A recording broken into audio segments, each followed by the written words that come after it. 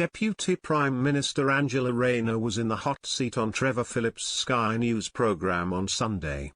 Sky News host Trevor Phillips skewered Deputy Prime Minister Angela Rayner on his Sunday morning programme, telling her to speak plainly.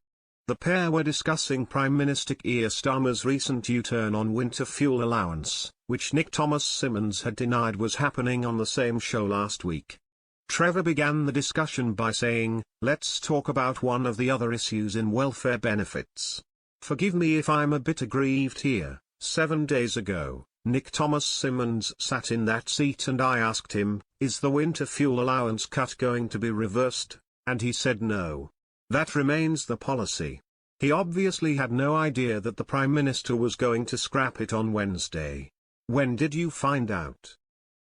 Rayner responded, "Well, let me just be really clear, the Prime Minister didn't say we're going to scrap it.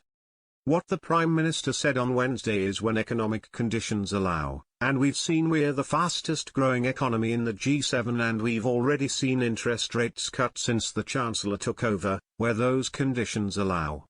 Keir Starmer says we want to do something around the eligibility for Winter Fuel Allowance, and that's what he said. It will be the future fiscal event that we'll be able to outline that." Phillips pushed, "You're notoriously a plain speaker. Speak plainly to me.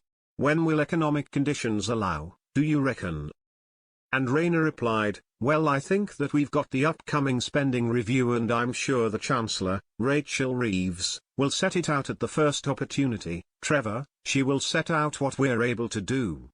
Phillips still wasn't satisfied as he went on, "The spending review will be the first opportunity, so we might hear some of those changes in a couple of weeks' time?"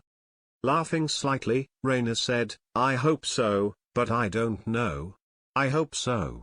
I mean, the Prime Minister has announced it, so logically to me that indicates that the Prime Minister wants to do something in this area. And if the Prime Minister wants to do that, I'm sure the Chancellor is going to look at how we can achieve that.